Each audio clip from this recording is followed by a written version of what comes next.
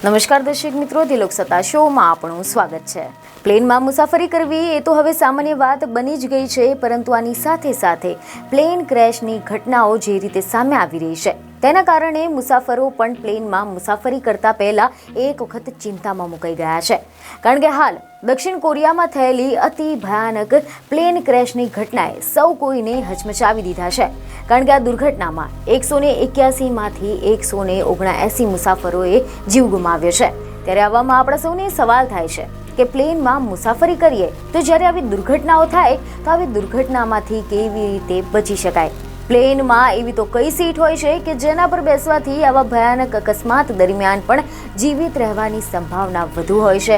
તો તમે જણાવી દઈએ કે અહેવાલ એવા મળી રહ્યા છે કે જેજુ એરલાઇન્સનું બેંકોકથી દક્ષિણ કોરિયા જઈ રહેલું વિમાન મુઆન ઇન્ટરનેશનલ એરપોર્ટ પર ક્રેશ થઈ ગયું હતું। વિમાન રનવે પરથી સરકીને બાઉન્ડ્રી ફેન્સની સાથે અથડાયું અને જોરદાર ધડાકાની સાથે આગની જ્વાળાઓમાં લપેટાઈ ગયું હતું। જોકે આ અકસ્માતમાં 2 ક્રૂ મેમ્બર્સ નસીબદાર નીકળ્યા, કારણ કે તેઓના જીવ બચી ગયા હતા, જ્યારે બાકીના 179 લોકો મોતના મુખમાં પહોંચી ગયા હતા। એટલે કે એવું નથી કે વિમાન જ્યારે ક્રેશ થાય તો તેમાં રહેલા તમામ લોકોએ જીવ ગુમાવવો જ પડે। ડિસ્કવરીના ક્યુરોસિટી પ્લેન ક્રેશ નામના પ્રોજેક્ટ હેઠળ વૈજ્ઞાનિકો, સેફ્ટી એક્સપર્ટ અને પાયલોટ્સે મળીને એક પ્રયોગ કર્યો હતો અને મીડિયા અહેવાલ એવા મળી રહ્યા છે કે આ પ્રોજેક્ટમાં હકીકતમાં બોઈંગ 727 વિમાનને મેક્સિકોના રણમાં ક્રેશ કરાવવામાં આવ્યું હતું। વિમાનમાં અલગ અલગ એંગલે કેમેરા ફિટ કરવામાં આવ્યા હતા, તેમજ માણસોના ડમી પૂતળા પણ સીટ પર મૂકવામાં આવ્યા હતા, જેમાંથી અમુક ડમીને સીટ બેલ્ટ પણ પહેરાવવામાં આવ્યો હતો।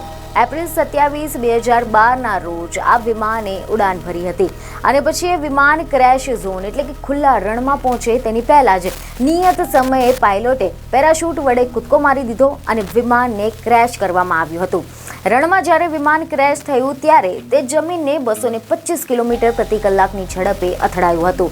બોઈંગ 727 ક્રેશ થયા બાદ તેના ઘણા બધા ટુકડાઓ થઈ ગયા હતા। આ ક્રેશમાં એક તારણ મળ્યું કે વિમાનની પહેલી હરોળથી લઈને 7મી હરોળ સુધીમાં બેસેલા જેટલા મુસાફરો હોય છે તે મુસાફરોનો જીવ બચવાની શક્યતા સૌથી ઓછી હોય છે અને વિમાનની પાંખની જે આસપાસ એટલે કે મધ્યની હરોળનું તારણ એ નીકળ્યું હતું કે અહીંયા બેસેલા મુસાફરોને હાડકાં ભાંગી જાય તેવી ઈજાઓ થઈ શકે છે, પરંતુ કદાચ તેમનો જીવ બચી જાય।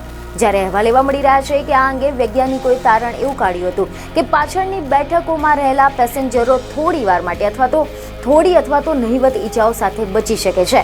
જો કે આ ક્રેશ એવો હતો કે જેમાં વિમાનનો આગળનો ભાગ જમીન સાથે અથડાયો હતો, પરંતુ જો કોઈ રીતે વિમાન ક્રેશ થાય તો પરિણામ અલગ હોઈ શકે છે।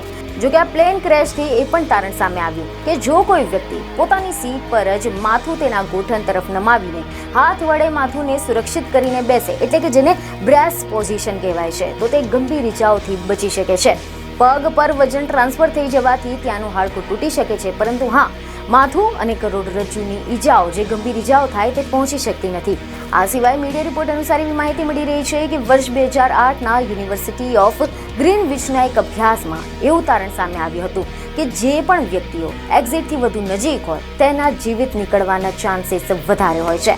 તેમજ અમેરિકાના નેશનલ ટ્રાન્સપોર્ટેશન સેફ્ટી બોર્ડ 1971 પછી થયેલા 20 જેટલા પ્લેન ક્રેશનો અભ્યાસ કરીને તારણો કરવામાં આવ્યા હતા અને આ 20 દુર્ઘટનાઓ પરથી એ તારણ સામે આવ્યા કે વિમાનની છેલ્લી કેટલીક હરોળમાં બેસેલા મુસાફરોના જીવિત રહેવાની શક્યતા 69% હોય છે, જ્યારે પહેલી કેટલીક હરોળમાં જીવિત રહેવાની શક્યતા 49% હોય છે, જ્યારે વચ્ચેની હરોળમાં 59% હોય છે। પરંતુ મુસાફરોના જીવ બચશે કે નહીં તેનો મોટો આધાર પ્લેન ક્રેશ કેવી રીતે થાય છે તેના પર રહેલો છે।